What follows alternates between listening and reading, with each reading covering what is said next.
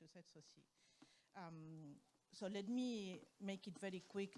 So why are we, sorry, I'll shift in English because we have problems with interpreters. So just first is to apologize because Thomas Piketty couldn't make it this moment. He has an emergency family issue at the very last time. And Eva has been very, very generous to make this press conference very last minute, also to have a French member of the Commission here today with us. So we are here today as ICRICT because for the first time after 3 years, because ICRICT is launching a new declaration on the solutions that we need to put on the table on tax measures that have to be taken, adopted by different governments in front of this crisis, this cost of living crisis, and after the pandemic also. So let's try to go quickly into the hot issues of the moment. What we want them, we'll be asking them is what kind of measures ICRICT is recommending to the different governments and global institutions, and how this is impacting also in different ways, different countries.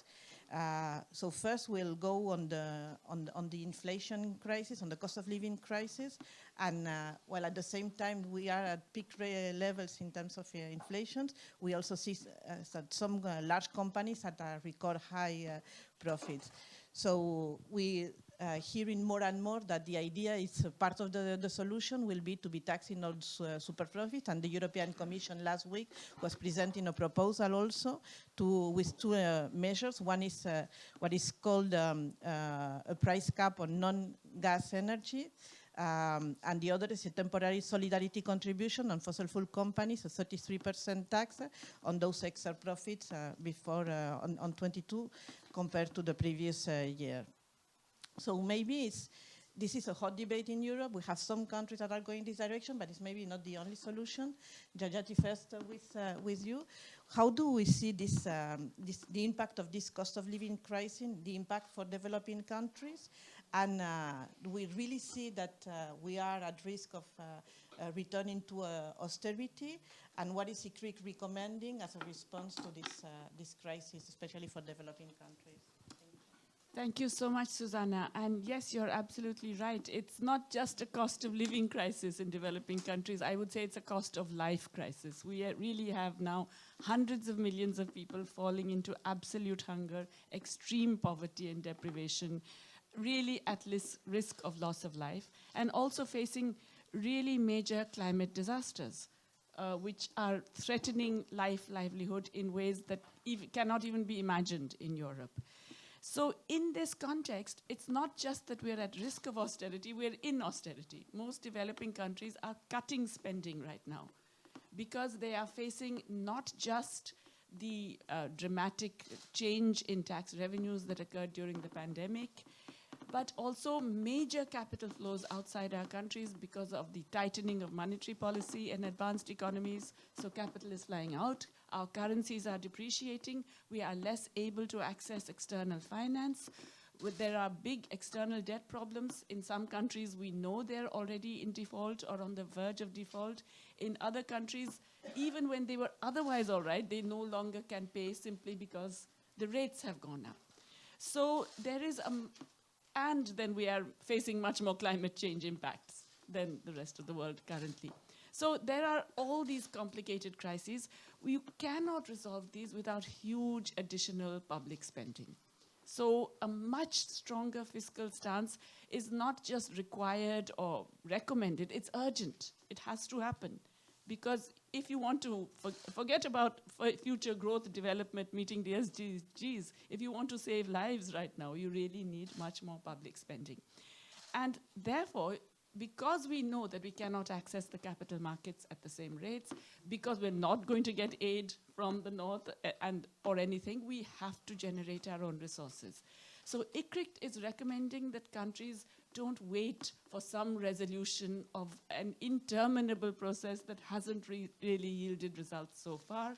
We are recommending that countries in the developing world, the low and middle income countries, actually go in for their own strategies to raise revenues, just like Europe is trying to raise revenues in particular ways. There are many options that are still possible, whether in terms of certain kinds of services taxes, digital taxes, taxes at source, your own independent ways to try and tax multinationals. There are many different, and taxes on wealth, because we too have experienced massive inequalities of wealth in the last few years. So there are many ways in which low and middle income countries can actually try and provide some of the revenues that they so urgently need. And ICRICT is recommending that actually countries go ahead and do this. Thank you, Jajati. Professor Stiglitz, from a tax perspective, what are the solutions in front of this crisis from, you coming from the US, has different ways of responding to this crisis and have also impacts on other crises, on other countries. How do you see the response, and how do you see what government should be doing also? Let me put it first in context. When there's inflation, central banks always raise interest rates, whatever the source of inflation. And I think that's a misguided set of policies. That you have to analyze what the source of inflation is, and if the inflation is, as is in this case, overwhelmingly caused by supply shocks, by the increase in the price of food or energy, then raising interest rates is not going to solve the problem. Raising interest rates is not going to cause more food, more energy. It actually is going to have counterproductive effects, because what you want to do is invest in those areas where there are bottlenecks and increase the supply. So it's a perverse response. Now, one of the things that Jati's emphasized is that when Europe and America go ahead and, in this case, mistakenly try to address their inflation problem, they have global consequences that they have not typically thought of. And this has happened before. In the late 1970s, early 1980s, when the U.S. faced an inflation problem, raised interest rates, it caused the Latin American debt crisis that lasted for a decade and led to a lost decade in Latin America. This time, things are even worse, because you're beginning with developing countries and emerging markets still reeling from the pandemic, which has put many countries on the verge already of a debt crisis. And then you add to that the increase in the prices of food, energy, and interest rates. You are precipitating, you are risking the precipitation of a global crisis. So your question is, what should they be doing? Well, this is, you need to diagnose what the problem is. It's a supply side problem, and you need to respond by trying to do what you can. You may only have a limited ability to alleviate the supply, the price problems coming from the supply side. Now, Europe is in a position where it aggravated rather than resolved the problems, because you had wedded yourself to a particular pricing framework for energy that served to amplify shocks. So you linked, it's called marginal cost pricing, you linked the price of all electricity to the marginal, which was gas. So the most dramatic examples, of course, are in a country like Norway, which is an energy exporter, and electricity prices have increased about tenfold. So you could say, what is going on here? This is just a redistribution from one group in society to another. It's not in terms of supply response.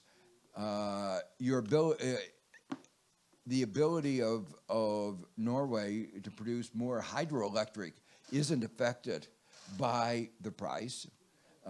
Its ability to produce in the short run gas is not affected very much by the price. It is just a massive redistribution. And that is causing, throughout Europe, massive societal problems, including undermining support for what I view as a really important war for democracy and human rights against Russia's invasion of Ukraine. So the good news is that Europe has finally tried to change the pricing structure of energy. I haven't studied it enough to know whether it will work. It's very complicated, but it was foolish for Europe to adopt that. They had only to look at what happened in California when we adopted a deregulation of energy price model, and we had a catastrophe. And it was only when we abandoned that, and they said, oh, you have all these problems, and all of a sudden the problems disappeared. As soon as we got to a good regulatory structure, we didn't have shortages anymore. So Europe really, I think, made a very big mistake not learning from the experience in California, and we'll have to see how the particular formula approach works. You know, as I say, they never should have gone in the direction that they went originally. But the other part of it is there are huge windfall profits. And the basis, there's always been a controversy about the legitimacy of profits. Are they exploitation? Are they, what are the origins of profits? Right now, that debate is over for this current situation. These are windfall profits. The profits that the energy companies are making are not a result of their working hard. They're the result of Putin. And, you know, they should send a thank you note to Putin, and he should get a bonus, but not the CEOs of these companies. If anything, they should be punished because they didn't have a resilient energy structure. So they are being, the sector as a whole is getting rewarded for a lack of resilience. And it has a kind of perversity to it. You fail to prepare for a contingency that I warned about in one of my books 15 years ago. For Europe to be so dependent on Russian gas, I said was very foolish. It was just not a reliable trading partner. And unfortunately, I was right. And to be rewarded for that lack of resilience is, I think, a mistake. So the justification of a windfall profits tax, I think, is very, very clear. The revenues from that are necessary, both to protect those who are being hurt very badly by this shock and by Europe's mistakes in structuring the electricity market, but also to make the investments to make the European economy more resilient. So this is a case where the profits cannot be justified and the uses of the funds are really imperative. Thank you.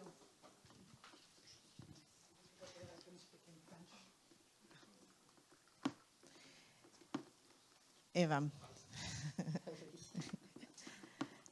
Donc en fait, la Commission européenne finit par proposer des solutions qui viennent tard, mais qui mettent un peu d'ordre aussi dans le fait que plusieurs pays en Europe ont fait un premier pas ou essayent de faire un premier pas. Quelle est la perception aussi de ces propositions de la Commission européenne, surtout cette idée d'une contribution de solidarité? Est-ce qu'on est dans la bonne direction? Merci. Bonjour tout le monde et merci d'être là de bonne heure le matin pour venir entendre notre commission qui mène une réflexion importante sous la direction de Joseph Stiglitz et de notre professeure indienne, Madame Ghost. Les questions posées sont évidemment extraordinairement importantes. Est-ce que nous pouvons vivre dans une société où les impôts ne reposent que sur la classe moyenne et où les multinationales ne payent pas leur juste part, ni les individus riches. Et cela s'exacerbe terriblement avec les profits réalisés sur cette crise, qui sont totalement indus, comme nous l'a expliqué Joseph Stiglitz. Et il faut remercier la Commission d'être saisie de cette question, parce que nous avons vu en France que notre ministre des Finances, lui, ne sait pas ce que c'est que ces profits extraordinaires. Heureusement, en Europe, il y a 9 pays qui le savent et qui ont déjà introduit dans leur législation des mesures de taxation. Et nous savons par exemple que la Grèce, c'est jusqu'à 90% sur ces profits illégitimes et non justifiés. Et donc, la Commission se saisit de la question et elle le fait intelligemment, car elle considère non pas que c'est un impôt, ce qui aurait nécessité un vote à l'unanimité, et nous savons malheureusement que l'Europe a à son sein plusieurs paradis fiscaux qui s'y seraient opposés. Elle considère que c'est une contribution de solidarité et qu'elle peut utiliser l'article 122 du traité du fonctionnement de l'Union, c'est-à-dire une majorité qualifiée. Donc, en l'espèce, il faut plus que la moitié des pays, il faut 15 pays et il faut 65% de la population. Et donc, cette proposition d'instaurer une taxe de 33% sur ces profits qui sont une aubaine, tout simplement, va être soumise au Conseil le 30 septembre. Et il faut espérer que le Conseil va l'adopter. Certains pays risquent de voter contre en raison de la procédure, c'est-à-dire le Luxembourg, l'Irlande, Malte, Chypre n'aimeront pas que nous prenions des décisions sur la taxation en contournant la règle de l'unanimité.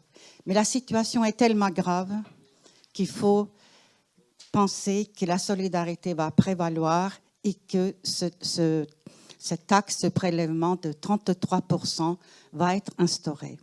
Nous parlons d'un prélèvement de 33% sur ce qui est au-delà de 20% d'augmentation des bénéfices des 3 dernières années. Donc c'est un taux, on peut dire, modéré, mais l'assiette est assez large. Et c'est donc un effort de solidarité de l'Union européenne. Et moi, ça me plaît de voir que devant les crises, l'Union cherche un chemin et qu'elle le trouve. Donc, cet aspect-là, évidemment, 33% sur ce qui est au-delà de 20%, appliqué à Total, par exemple, on pourrait penser que ça donnerait pour la France un produit important. Dans le monde idéal, nous aurions 33% de 5 milliards sur les 6 premiers mois, donc sans doute 18 milliards d'ici la fin de l'année.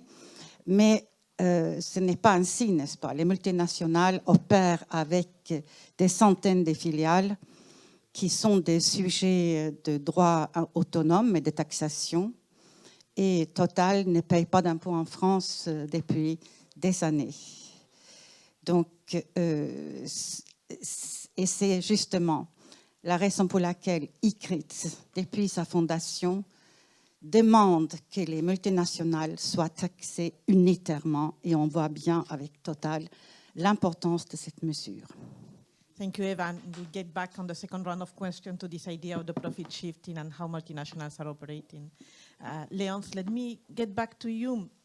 And what is the situation for African countries also, because it's nothing like better. And Jejaje was saying that it's a cost of life crisis. What have developing countries, African countries, have done so far, and what should be the way forward? I mean, when we're looking at the kind of tax measures they could put in place. Thank you very much, and again, thank you for Thank you very much, and thanks for the media for giving us a chance to share with you our views on these important issues. First of all, in terms of context, I want to underscore the fact that the discussion about taxation is a discussion about development, development financing. For Africa, this is a continent that faces major financing gaps that have been exacerbated by the crisis. Many countries in the countries are facing very high risk of debt distress, which forces them to think about how to increase domestic resource mobilization. And that's where the issue of tax collection comes to play, because many of them, they have very low tax revenues. So I want to also call for a broader approach to the issue of taxes, because tax revenue mobilization is not just a matter of tax rates, because a tax rate is irrelevant if the tax is not being collected. You can set a tax of 30%, you can set a tax of 15%. It doesn't matter. What matters at the end of the day is how much tax you collect. And I see in these two aspects, there's a technical aspect, the ability to actually negotiate a tax agreement with the multinational corporation, and be able to implement it and enforce it. And what I see here is a very imbalanced powers between the African governments and the multinational corporations, which are very highly technically prepared, whereas African staff are not well prepared. So you end up with contracts and agreements which are very unbalanced, that favor the multinational corporations and put African countries at a disadvantage. So even if those contracts were fully implemented, they benefit the multinational corporations. But the problem is that in terms of governance now, the second aspect beyond technical, is that even when the tax regimes are fixed, they're actually not implemented correctly, because you end up with special development agreements, that they call them, especially in the extractive industries, where each company then negotiates its own tax regime. So I have examples where you have a country with royalty agreements, royalty rates are set at between 3 to 6%, but when you look at individual companies, they pay less than 1%. So in which case, the fiscal regime is irrelevant, because then every company can go around it. What then ends up happening is that the fiscal regime is very lenient, very friendly for international corporations, and I'm told it's for the sake of attracting FDI, foreign direct investment, but I'm yet to see any good evidence that shows that, in fact, low taxes attract FDI. It is not true. Companies are not deterred by taxes, and companies are not attracted by low tax rates. Because again, I told you, the nominal tax rate is irrelevant. What matters is the actual tax collection. And in any case, companies, especially for profit taxes, they are able to game the system by reducing the taxable income through transfer pricing, faking the numbers, trade misinvoicing, and all that. So what we end up seeing now in Africa generally is a net transfer of African resources to the rest of the world through natural resource exploitation, tax evasion, and all kinds of illicit activities. So I think, yes, we should think about the tax regime, but I think we should think technically what needs to be done for African countries to be in a better position to negotiate good contracts, which allow them to collect enough revenue in terms of tax revenue, but also non-tax revenue, collect enough foreign exchange that are repatriated to the country as opposed to stored in offshore financial centers, and create employment. Second, move away from natural resource dependence through value addition. It's not productive for a country to be exploiting raw oil. This idea of building pipelines that digs oil and sends it in raw form to the rest of the world is not productive. African countries, the same for minerals, African countries should be building their own refineries in the countries to add value and create employment. So I want to just say what I said before. It's a discussion about development policy in the case of African countries. Thank you, Leonce. A discussion about development. But all this taxation agenda, it's a hot discussion about the windfall profit. The position of the Commission is that it has not to be only on energy sector, but it has to go broader than that. So it's also very much related to what you were saying and the imbalances between export countries and the impact in others. So let me get back to another issue that was on the table, this idea of how to make companies pay the fair share and how to reorganize and redesign the international tax system so they are paying really what they should. We had a global deal led by the OECD and the G20 that was agreed a year ago, but the implementation is at risk, or at least is delayed. Jajati, are we in a political impasse? Is the deal going to survive? What can we expect, and how the deal also can benefit or not developing countries? Thank you. Yes, this deal was actually not a particularly good deal for developing countries. So we're not so unhappy that it hasn't fructified. Let's be clear, the ideas, the basic principles that underlay the deal are exactly what ICRICT has been arguing for the last 6 years.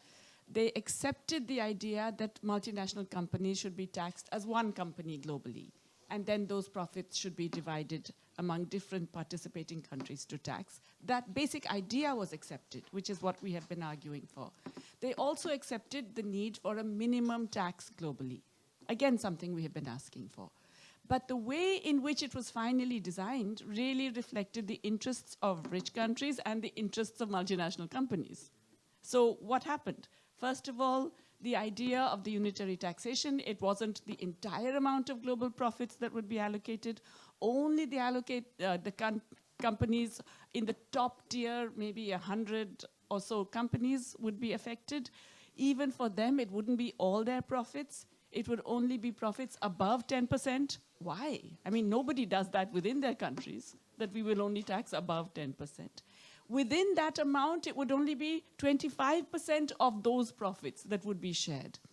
So instead of the estimated 170 billion or something that developing countries would have got in a much broader deal, it was about 9 billion, 10 billion that developing countries would have got out of this.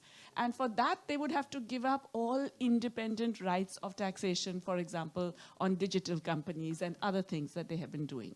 So in that sense, it was really a deal skewed against developing countries, even though the basic principle was adopted. Similarly, the minimum tax, we had been saying 25%, which is a global median. Half the countries in the world have higher taxes than 25%, including developing countries.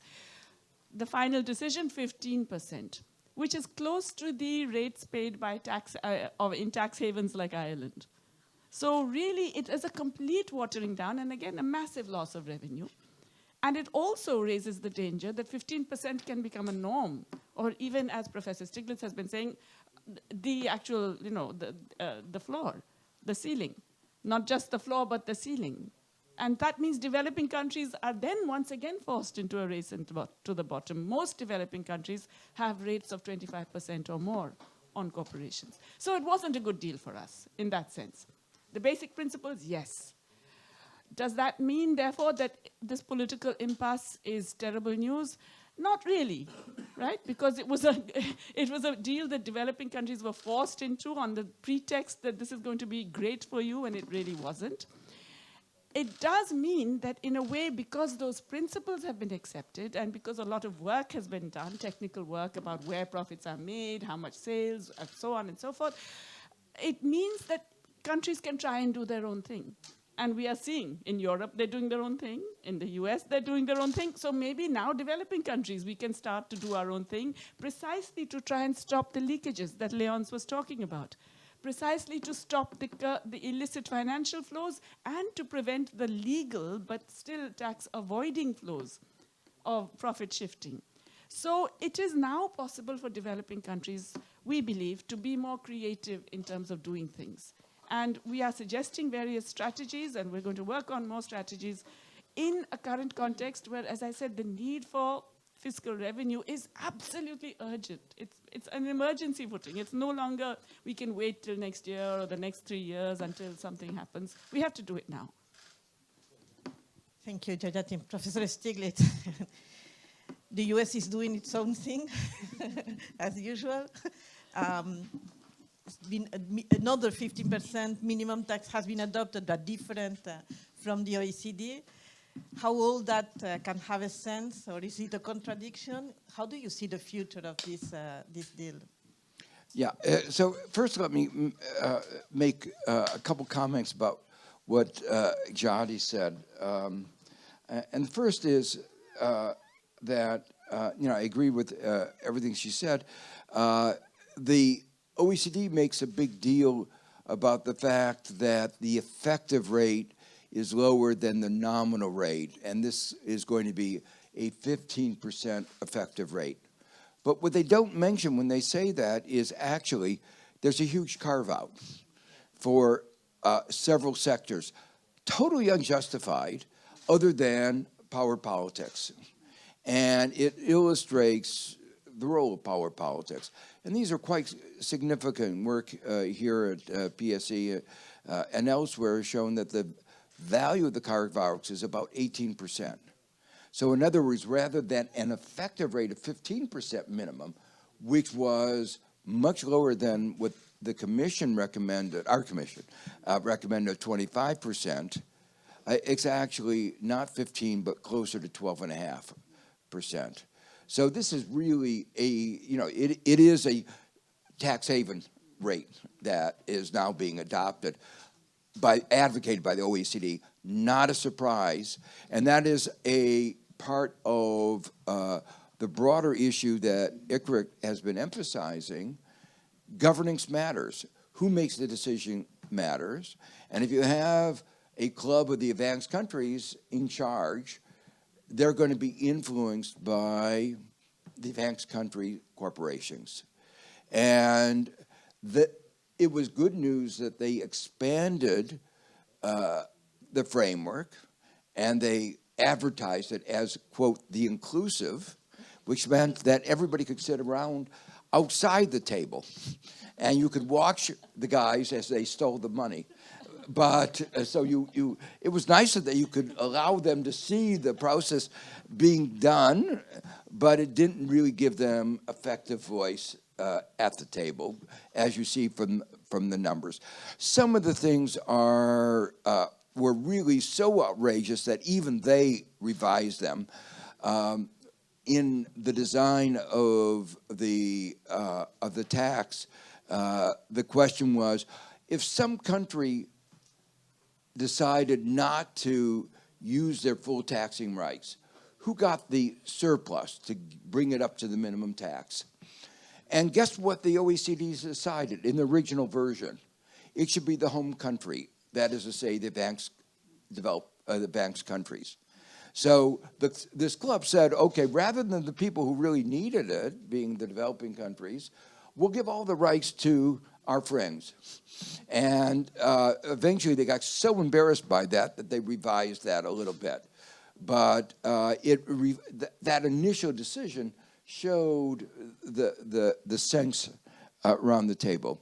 Let me talk about why this is so important and Jihadi's talked about, Allianz has really emphasized it, and that is we've just gone through a period, I think, a rather ugly period in international relations, where we've had vaccine apartheid, where the developing countries have seen a kind of ugliness from the advanced countries, where they not only hoarded the vaccines, but even hoarded the intellectual property.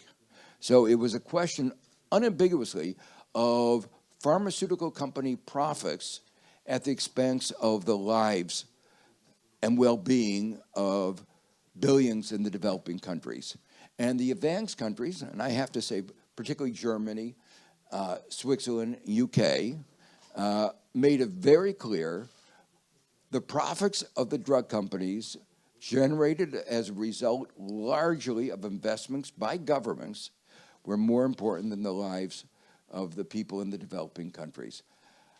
This is important from a moral point of view, but it's also important. We're engaged in a war for democracy and human rights against Russia, and we have lost the support of the third world. And their view is very strongly, you didn't care about us when we were dying. Why should we care about this war, land war in Europe? And so when we make mistakes of that kind, it has really big consequences. Now, on the specific question of the minimum tax that the United States has adopted, I think the good news is, again, following what Jihadi said, ICRICT has been advocating a global minimum tax on corporations since the founding. And I think we're really pleased that that movement now has become well accepted. The sense that there's a certain irony in what's happened in BEPS, in the OECD framework, that it was shaped by demands from the United States. It wasn't shaped by the developing countries. They would have had a very different agreement. It was shaped by the United States. And then the United States, after saying, write the agreement like we wanted to, they said, oh, by the way, we're not going to sign on to that agreement. So while the agreement was largely dictated by the United States has walked away. That is an ugly aspect, again, of multilateralism as it is in the 21st century. But actually, the minimum tax, as it's been formulated by the United States, where it's on book income, and book income is often higher than tax income, because the book income is the income that you report to your shareholders. And you're always trying to persuade your shareholders you're doing well, and you're trying to persuade the tax authorities that you're desperate and you're almost at the verge of bankruptcy. So there is an element of here in this double set of books that maybe the United States has an argument for going towards book income. Thank you. In conscious of time, maybe, Eva, quickly, do you think that we have some hope to have a European deal? Hungary keeps blocking, but 5 big European countries saying that they are moving on their own. So quickly, do you think, is it possible? Is it going to survive at the European level as a European deal? The problem, non, je vais parler français, excusez-moi. Le problème en Europe, c'est évidemment les décisions unitaires. Il faut un consensus total. Mais l'Europe est habituée à ce jeu, si je peux dire. Et déjà, l'Irlande a cédé. Il reste l'Hongrie. Et je pense que la résistance de la seule Hongrie ne peut pas durer car elle a besoin de l'Europe et elle bloque probablement parce qu'elle veut des avantages en contrepartie de son adhésion. Donc moi, j'ai bon espoir que ce deal fiscale de l'OCDE va s'appliquer comme une directive européenne rapidement. Je sais que c'est l'ambition et du Parlement et de Ursula von der Leyen. Ils portent ça très fortement et ils mettront toute l'énergie. Mais en fait, les membres de l'Union européenne sont aussi membres de l'OCDE et ont déjà signé cet accord qui pourrait s'appliquer directement. Mais évidemment, c'est plus fort si c'est une directive européenne. Thank you, Eva. Léonce, African countries have shown the disappointment with the deal. What do you think is going to happen? Are they going to implement it, or how are they going to go on their own, also looking for alternative measures or an alternative governance even? Thank you very much for the question. I think this question raises the question of the issue of participation of Africa in the global policy-making framework, where, as Joe just mentioned, if you're not in the room, then you don't influence the decision. Or to be more blunt, there's this saying that when you are not at the table, you are on the menu. It means that your interests, people will not eat you, but they'll eat your interest and your rights. And this really is a good illustration of what happens in tax matters for African countries, because the discussions about what tax should be decided, how the taxation should work, is done by the group of rich countries, who, by the way, are the ones who own those big corporations. They are headquartered in these corporations. So you would imagine that these negotiations will be influenced by big corporations, because we know how the political system works in these countries. The lobbies are financed by big corporations, so they are the ones who are going to influence the debate. And when African countries' voices are not heard around the table, of course the deal will be unbalanced. And this is frustrating, again, in the sense that we end up with a system that allows to milk African resources in the interest of multinational corporations, and that explains the huge outflow of capital that's leaking out of the countries. It is financial flows. Our own estimates show that by the end of 2018, Africa had lost up to $2 trillion through capital flight. That's more than the total GDP of the sub-Saharan African countries. About 60 billion per year leaks out of the continent in terms of illicit financial flows. That's much more than aid. Aid is about 35 billion. So tax features in the picture because one of the motivation for illicit financial flows is the evasion of taxation. People park their money abroad to avoid taxation. I think the solution is to get Africa at the table when these issues are being discussed. The solution is to move the discussion of taxation to a more inclusive framework, not through the G20, but through the UN, where African countries also can have a voice. And then the implementation has to consider also what Africa can benefit in terms of technical assistance, capacity building, so they can actually manage their fiscal regimes better. Thanks. Merci, Léonce. So let's now open for questions from journalists. You can make your question also in French if you feel more comfortable.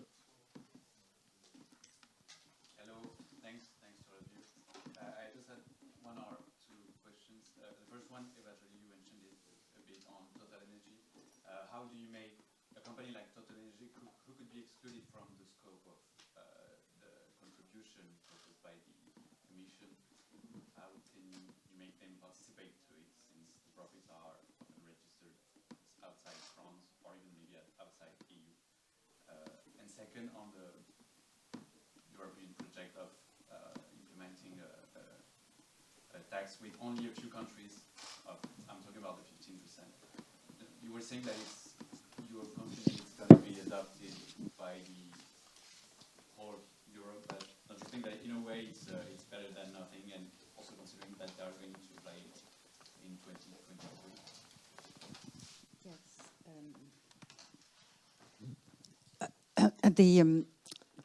La situation de Total illustre la situation actuelle des multinationales et la difficulté de les taxer. Donc, si nous avons un taux même fort sur des bénéfices inexistants, ça ne donnera pas un grand produit. Donc, pour moi, ça ne fait qu'illustrer l'urgence de le taxer unitairement, mais ce n'est pas aujourd'hui, c'est clair. Mais dans la réforme de l'OCDE, donc signée par plus de 130 pays, on fait un premier pas, puisqu'on considère leurs bénéfices consolidés dans le pilier 1. Donc ça, c'est un progrès. Mais ça ne règle pas le problème pour la France et pour Total aujourd'hui. Pour moi, c'est à déplorer, mais c'est aussi assez clair. Au moins, d'avoir la taxation est une initiative nationale. Donc, nous pouvons asseoir la taxe sur, par exemple, le cash flow plutôt que sur le résultat. Donc, il y a dans l'élaboration de la loi française des façons de faire et où il faut tenir compte de tous ces artifices. Alors, est-ce que 15% est mieux que rien? Aujourd'hui, nous savons depuis LuxLeaks et même avant que la plupart des multinationales ne payent pas le taux affiché, ils ne payent pas 12,5 en Irlande ou 29 en Luxembourg parce qu'ils ont ces rescrits fiscaux, même s'ils sont interdits maintenant. Mais nous savons que leur taux effectif est souvent inférieur à 1%. Donc, en ce sens-là, un taux minimal de 15, même avec des niches, est un progrès et limite l'intérêt des paradis fiscaux parce qu'avec les mécanismes en place, c'est-à-dire si Cayman prend 0,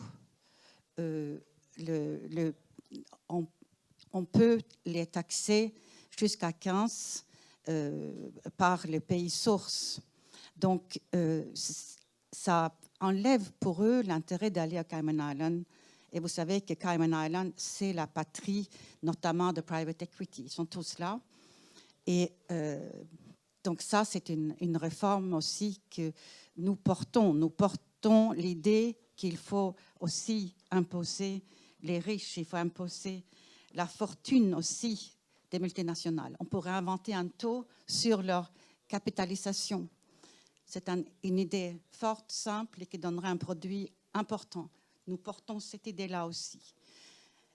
Avec les outils que nous avons, et nous avons vu la faiblesse et surtout la perversité de l'accord de l'OCDE. C'est réellement un accord avec des pièges parce que des pays comme le Nigeria ou Kenya ont une taxation qui fonctionne aujourd'hui, ou l'Inde, ils ont une taxation. Et donc, en signant l'accord de l'OCDE, ils renonceraient à leur propre possibilité de taxer. Donc ça, on voit bien que c'est un système qui est réellement fait pour les bénéfices des multinationales et des pays riches.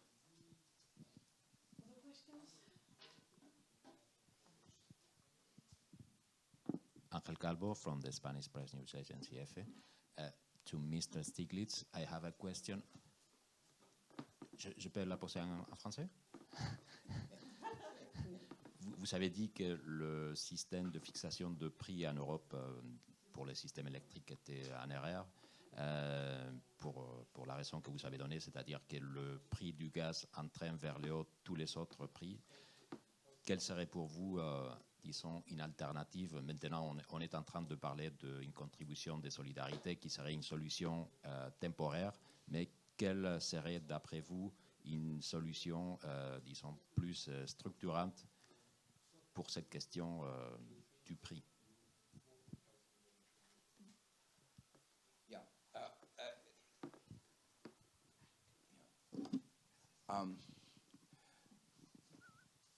let me begin by saying it's a hard problem, pricing of energy. The theory behind the current structure is that prices should be related to marginal cost. And marginal cost is the highest cost supply at any moment of time. And that meant in more normal times, renewables can be very cheap, but you had to use more expensive diesel as the buffer at peak load. And they used that as the basis of pricing. That principle translates now, the marginal cost is gas. And gas has soared with the cutoff from Russia. And so that means all of electricity is based on gas, the cost at the margin. But the average cost has been very little affected.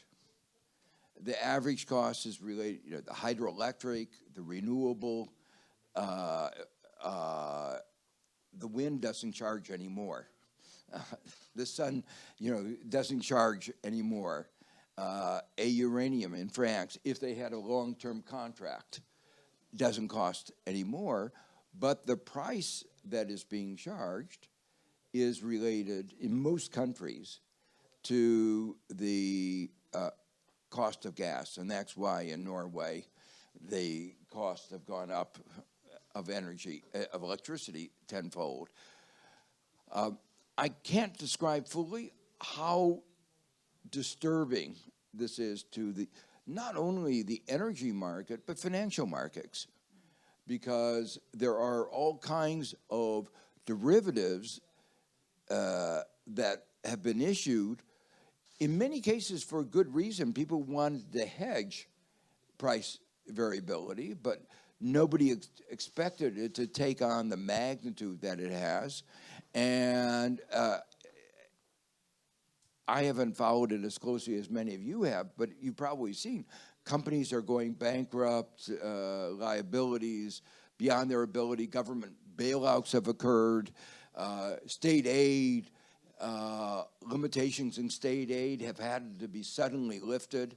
It has been not only a major disturbance to the energy market, but to the whole framework that has been the basis of a lot of the single market. Now, the answer in many ways is to recognize that you need a stronger regulation of electricity prices, where traditional electricity prices have been highly regulated with a view towards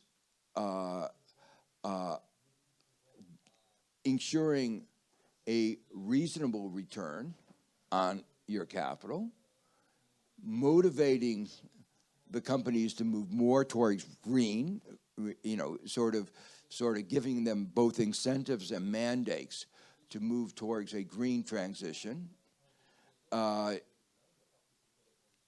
providing some degree of incentives. So you want conservation at peak load, reduce the demand at peak load. You want increase of supply. You could have done it a lot more cleverly. I mean, let me just give you one example. Using what we call nonlinear prices, where you have the price at the base at one level, and if in this we're basically Europe and America is at wartime, and in wartime you don't use ordinary pricing. You suspend market pricing. You could have said, if you produce more than you did last year, you get a reward. If you consume more than you did last year, you pay a high price. If you consume less, you get a reward. So you could have used a nonlinear price system to stabilize expenditures and provide incentives without the huge distributive consequences that Europe's current system is imposing, with really a real threat to financial markets and, as I say, to the whole framework of the single market.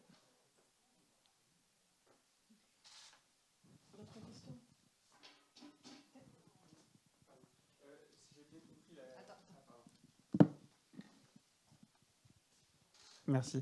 Si j'ai bien compris l'accord de l'OCDE, les pays pourront réclamer une part d'impôt sur les sociétés, sur les bénéfices, à un niveau de 15%.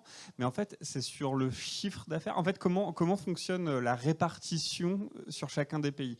Est-ce que c'est le chiffre, selon le chiffre d'affaires? Si c'est ça qui est réalisé dans ces pays, parce que si c'est ça, c'est quand même très injuste. Ça veut dire qu'on ne parle pas du tout de matières premières, on ne parle pas de sous-traitance, de force de travail. Je ne suis pas sûr d'être très clair, mais comment est réparti, selon l'accord de l'OCDE, c'est pays par pays, c'est 15% qui pourraient réclamer aux multinationales, quoi.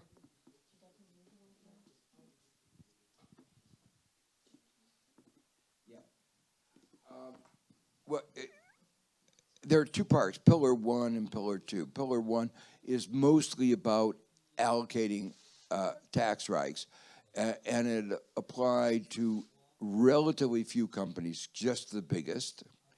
And basically, it, as Giadi said, it was only on amounts above a certain level, and only a fraction of the amount above that certain level that was allocated. And there, it adopted one principle that we liked, but then implemented in one way that we didn't like. The principle was that you looked at the globe, you looked at the corporation as a whole, and that's called, the unitary principle. You looked at the production, the interactions of companies all over the world are so complicated that you can't say, really, this profit is from that or that. So it used a unitary approach, but then it allocated all of it on the basis of the principle of sales. And that meant that it went disproportionately, of course, to the advanced countries because they consume more. If you had done it on the basis of employment, it would have been more towards the developing countries. So it was a unitary principle where the sales was the only factor. In a way, you have to understand the origin of this movement from the United States and advanced countries' point of view. It was a concern about digital multinationals. We began with a concern about the developing countries not being able to get enough revenue and being robbed in a way, as Leon put it, of revenue that was rightly theirs in any normal sense. But they began from the perspective that the advanced countries weren't getting the money that they deserved because of digital taxation. And so that was why the focus was on sales. And so the unitary principle we liked, but the allocation formula we really didn't like. It was really undermining.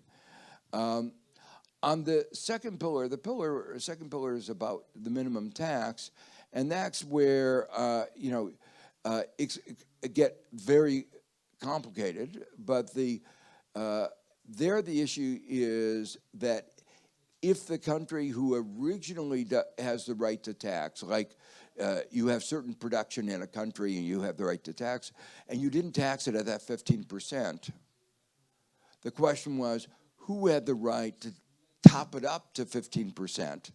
And that was where they gave the original right to the home country, again, to the advanced country. illustrating who was really making the key decisions. They got so embarrassed by that that they eventually modified that. But that gives you the spirit of what was in the agreement. You know, the presumption, that was a case where the advanced countries took an enormous PR hit for no gain, because the presumption is that every country will raise the tax to the 15%. There won't be very many countries where there is that unused amount. So the likelihood of there being a significant amount in that was very low, but the advanced countries said, even if this is a small probability, rather than sharing it with others, we want to grab it for ourselves. And it was a really foolish PR. They obviously need some sensitivity training.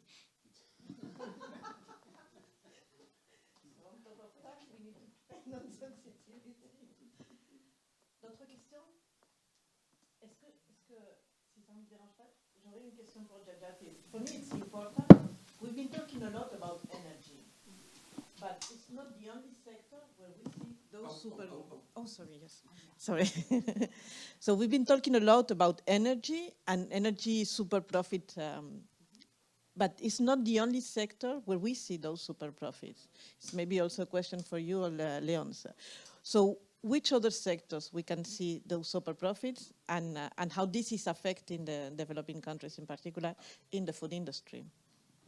Well, if you look at the last 3 years, there are really 4 sectors where enormous profits have been made. Historically, the highest profits ever, probably 3 to 10 times what they have been making in the previous years.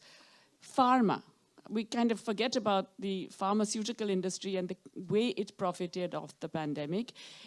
Based on research, as Joe pointed out, based on research done mostly by public institutions or subsidized by governments.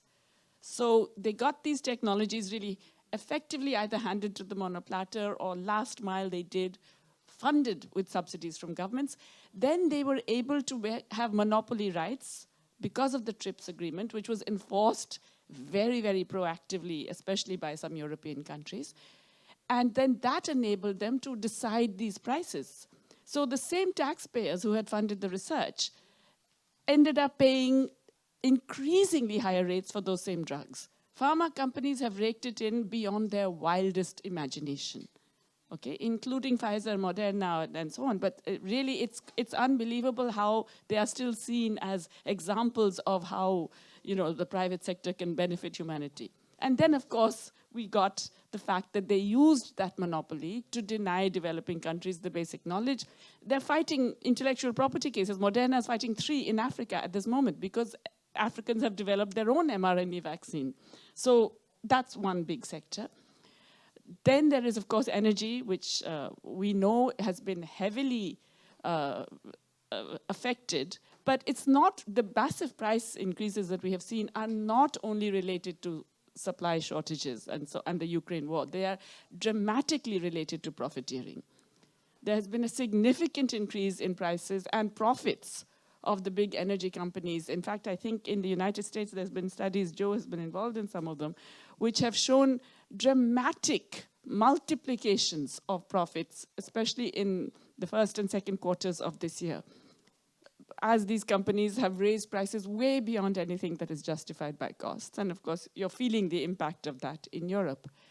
Then we have food companies. Again, raking it in. Food multinationals have never had it so good. And we are talking about a situation in which large parts of low and middle income countries' populations are actually starving today. When I say starving, they are below half of the minimum calorie requirement of the FAO. We are talking about countries which, even before the pandemic, at least 60% of the population could not afford the minimum nutritious diet that the FAO prescribed. Since then, prices have doubled or tripled in these countries. Cargill, all the ABCD companies, all the big, some of them are in fact French. Some of these big global agribusinesses have raked in the highest profits ever in their history. Okay, so that's the third set of countries. The fourth is finance. We've forgotten about finance because, we thought they stopped creating that much trouble. we thought. They haven't, okay? They are creating more trouble than ever in the developing world. But financial companies are massively responsible also for a lot of the price hikes that we saw. In Paris, for example, the Paris wheat market is the benchmark for Europe, okay? In March and April, 72% of futures contracts that drove up wheat prices were done by financial companies who have no interest in wheat, right? I presume they're not going to actually be buying wheat and making bread and stuff like that. So entirely speculative, drove up those prices. They have come down again because they've taken their profits and moved on to the next sector to create havoc there. But while these prices have come down in the global market, they haven't come down for developing countries. Because meanwhile, our currencies have depreciated, capital flight, all the wonderful monetary policies that you guys decided, looking always navel-gazing at your own problems. We have to do interest rate increases, which don't help your economies, as Joe has mentioned, but they certainly really do bad things to our economies. So all of that combination means that these four sectors have actually raked in enormous super profits. The digital companies, of course, benefited hugely during the pandemic. They continue to benefit today. And once again, they continue to evade taxes today. So these five sectors today, I would estimate, explain about 80% of the massive profit increases that we have experienced globally. We are not regulating them. We are not taxing them. We are not preventing them from doing really terrible things, not just to people in developing countries, but to the world and to the planet. So it's extraordinary how government support of a few large companies is enabling a wild-scale increase in inequality, a massive destruction of our ecological foundations, and driving a very significant proportion of humanity into absolute starvation. Thank you, Jujati. Léonce, maybe just a last word for you, quickly. Cette fois, c'est en français. Merci. Comme ma collègue Jayati vient de le dire, ce n'est pas seulement les compagnies de pétrole qui ont fait beaucoup d'argent. Il y en a beaucoup dans d'autres secteurs. Et même dans le... OK. Et même dans le secteur des ressources naturelles, il faut se rappeler qu'il y a les minerais qui aussi génèrent beaucoup de profits et génèrent beaucoup de revenus qui ne sont pas enregistrés à travers la surfacturation, la sous-facturation des exportations et les prix de transfert. Au niveau des services, en plus des banques, il y a la télécommunication, qui est aussi un secteur qui est en émergence, qui grandit rapidement et qui est très difficile à taxer. Et les compagnies profitent de ça pour faire beaucoup de profits et sans payer beaucoup de taxes. Ensuite, j'aimerais aussi mentionner le secteur des logistiques. L'industrie de construction, par exemple, c'est une industrie qui est en expansion en Afrique et dans les pays en développement, qui se fait beaucoup de profits, qui est très monopolisée et qui est dominée aussi par les compagnies étrangères et qui ne paye pas de taxes. Donc, l'Afrique, malheureusement, elle est capturée à tous les niveaux, au niveau des ressources naturelles, au niveau des services des secteurs, parce que d'abord, elle n'est pas sur la table, comme j'ai dit avant. Si vous n'êtes pas à la table, vous êtes sur le menu, on vous mange. Donc, la solution, c'est d'inviter l'Afrique sur la table des négociations pour qu'elle puisse avoir son avis aussi dans les décisions. Merci. So thank you very much to all our